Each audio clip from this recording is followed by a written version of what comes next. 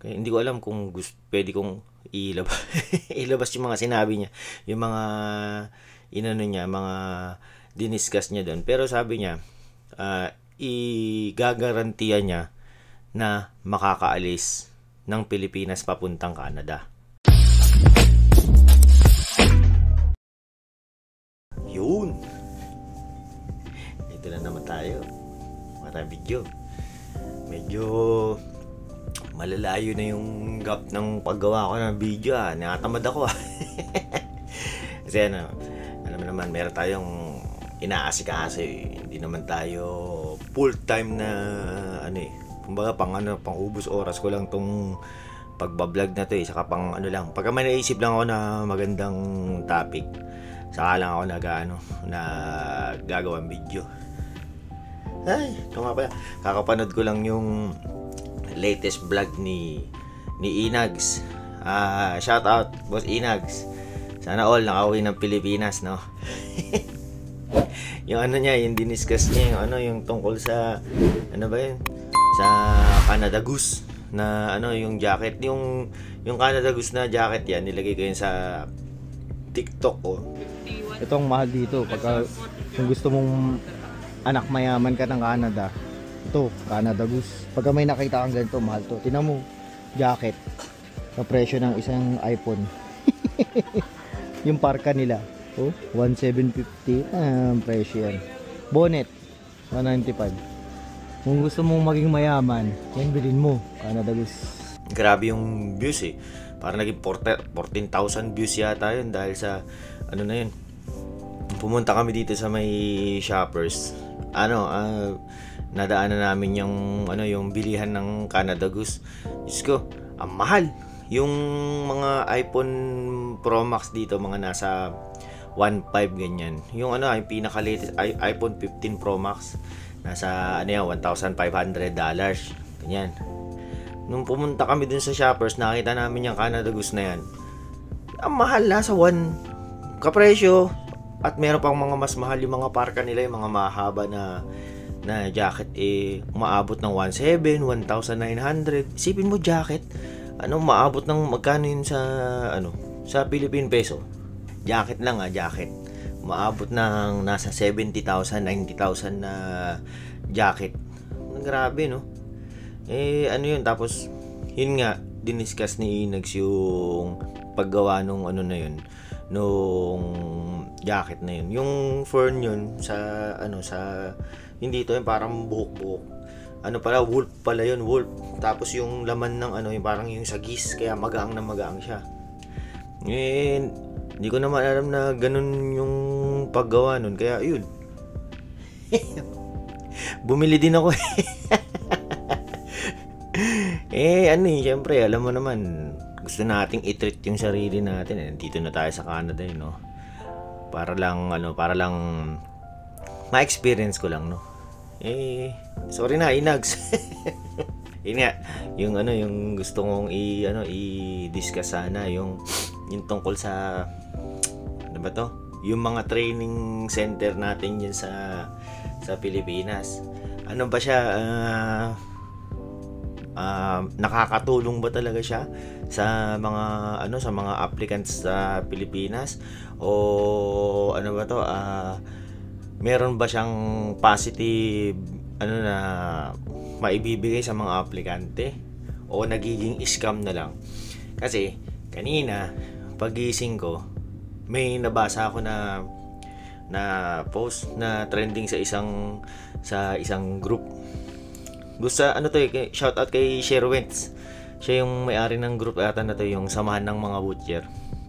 Diyan din ako tumitingin ng mga follow niyo yung group na yan. Mag-member kayo diyan, maganda yan. Nabasa ko yung nag-post yung isang training center diyan sa Pilipinas, yung IBTSI. Yan. Yung butcher daw. Yung niya pa si Buzz Lightyear ng Toy Story, tapos IBTS Certified Butcher. Syempre, umani ng napakadaming negative comment. Kasi nga, parang sinasabi na sinasabi sa mga comments to parang sinasabi daw doon na mas literate ka sa pagbubutcher kapag nakapag-training ka. Parang may mga comment doon na paano naman yung mga hindi naman nag-training diyan sa sa mga training center diyan, ba't naman nakapunta, mga ganun. Hindi ko nga tapos merong isang post din, parang hindi ko alam kung same training center tong sinasabihan niya, no? Sabi niya, ang daming disappointed sa training nyo. Ang laki-laki ng binabayad pero ang natutunan lang 10% ng pagbubutcher. Yun ang risk ng yung magti-training center ka lang. Actually ako, kinonsider ko yan dati na mag-training center, tapos sa slaughtering, okay lang naman kasi kung kunyari gusto mo lang kumuha ng yung certificate, yung NC2 na tinatawag, yung sa slaughtering, kasi yun test approve yun sa government natin yun, test approve. Ngayon nung pagpunta ko, may mga pinuntahan ako na mga training center, hindi naman tong IBTS na to, ibang training center. Di syempre pagpunta ko doon, kasama ko pa yung misis ko Di sabi, daming kwento ng na kesyo. Di ko alam kung kilala nyo tong training center na to nakaka 1 year experience na ako sa supermarket na ito yun, nag-decide kami na, kasi parang natatagalan na kami ni misis, kaya magti-training center na lang daw. Pinuntahan namin, sinalubong kami nung may-ari daw siya. Yung dalawang anak niya raw labas-pasok sa Canada, pero bumabalik pa rito para magturo sa mga nagti-training ng ng mga butcher, mga sa slaughtering, ganyan. Ang ganda ng mga sinasabi. Tapos nung sinabi na kung magkano yung price, nasa around 30,000 yata yun, tapos dapat agad-agad na bayaran. Nung time na yun, zero talaga kami ni misis saka kami parang talagang wala talaga kami pwedeng ilabas na pera nun. Kasi nga 1 taon na ako na nasa butcher, si misis na lang yung nag-support ng mga namin, ng mga gastusin, ganyan. Tapos babayad ng bahay, babayad ng sasakyan, tuition ng mga anak. Wala talaga, as in zero talaga may lalabas namin. Ang sinasabi doon na hindi ko alam kung pwede kong ilabas yung mga sinabi niya, yung mga mga diniscuss niya doon. Pero sabi niya, igagarantiya niya na makakaalis ng Pilipinas papuntang Canada. Yun ang sinabi niya, na pagka nakagraduate ka rito sa training center namin na to, igagarantiya namin na makakaalis ka ng Pilipinas. Pero ang catch, merong gagawing magic. Hindi ko babanggitin kung hindi ito yung IBTS ba yan? Yung hindi ito, ibang training center to. Syempre parang kami ni Mrs. May mga may mga parang mga sinasabi siya na kaya nating yan, lulusutan natin yung mga ganito, ganyan. Tapos basta marami, hindi ko siya pwedeng banggitin kasi ang alam ko marami rin talagang gumagawa ng ganitong proseso sa pagbubutcher.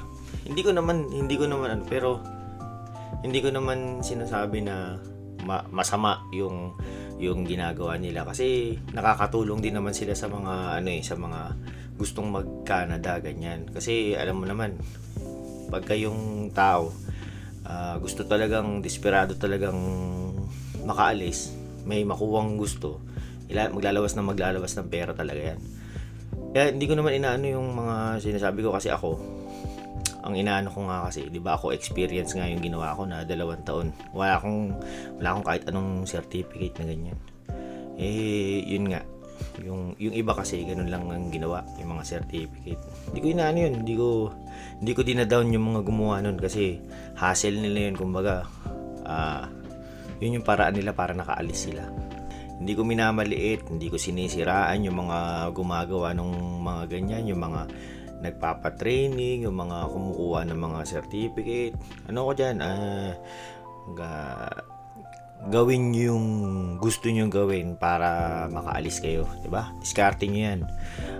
Hindi ko yan kinukondon, no? Kasi ang inaano ko lang, iba yung ginawa ko, kaya hindi ko siya nire-recommenda dito sa channel ko. Pero marami akong mga kasama rito, marami akong mga kakilala na ginawa lang yung mga nagsi-certificate ganyan. Ganun talaga meron talagang mga na ibang paraan tinatawag nila, no? Inaano ko pala, ang isa-suggest ko lang sa inyo, tulad nga itong yung sa yung sa nangyayari dito sa group, double check nyo na lang kung kunyari legit ba yan, kasi mamaya nagbayad ka ng malaki, tapos hanggang ngayon ilang buwan na, ilang taon na hindi ka pa rin nakakaalis, di ba? I-check nyo yung background check nyo yung training center, kung talagang nakakapagpaalis ba sila, yung mga ganun. Mas gusto ko sanang in-depth na na pag-usapan kumbaga yung mga sinasabi na na gagawin para makaalis ka. Gusto ko sanang i-discuss to, kaya lang baka maraming magalit sa akin, sigurado maraming magalit sa akin. Gagawin ko to siguro pagka na ako yung sa podcast, baka yun yung unang-una kong gagawin topic. Kasi sa podcast wala namang masyadong nakikinig sa podcast naging dark yung yung salamin ko. So dali lang ako lumabas at may nag-deliver ng lechon sa akin, bili kayo mga taga Brandon, mga taga Nipawa, si J Tadios. Yung kanyang lechon, sarap. Yun yung gusto ko sanang i-discuss, yung parang pinaka in-depth na ginagawa ng mga yung mga slaughtering yung mga training center ganyan. Doon ko lahat gustong i-discuss, kasi marami na akong kakilala dito na ganyan ang gumawa. Gusto ko dun i-discuss dun sa podcast na yun. Dapat last year ko pa yun gagawin tong animal na podcast na to wala lang talaga akong time pero ngayon parang gusto ko nang gumawa. Sure na dun natin i-discuss yung mga yung mga nitty and gritty ng mga buhay dito sa Canada, yung mga totoong nangyayari, no? Dito kasi parang medyo light-hearted tayo sa YouTube Pero doon sa podcast, doon natin pag-uusapan yung mga underground na nangyayari dito sa Canada, di ba? Kasi syempre hindi naman lahat pwede mong i-discuss dito sa YouTube kasi mayroong mga copy strike diyan mga pagka wala sa rules nila, copy strike ka ganun. Yun lang muna. Inano ko lang yung basta mag-ingat kayo kung kunyari gusto niyo mag-training center, gusto niyo kumuha ng mga certificate ganyan, i-background check nyo, magtanong-tanong kayo sa mga kakilala nyo kung ba to, kung makakaalis ba kayo, kasi magagastos kayo kasi yung iba nga hindi lang 30,000 yata yung sinitsin, mas malaki pa. Hindi kinikita ang pera sa kung saan-saan, mahirap kitain ng pera lalo dyan sa Pilipinas, no? Double check nyo, magtanong-tanong kayo para sigurado, no? Pero mas nire-recommend pa rin ni Brandon Boy, gumawa kayo ng experience sa supermarket, sa palengke, mga ganyan, because experience is king. Yun lang ang masasabi ko, sige na, yun lang, wala na akong masabi. Like, share, subscribe, mga ganyan, alam nyo na paalam.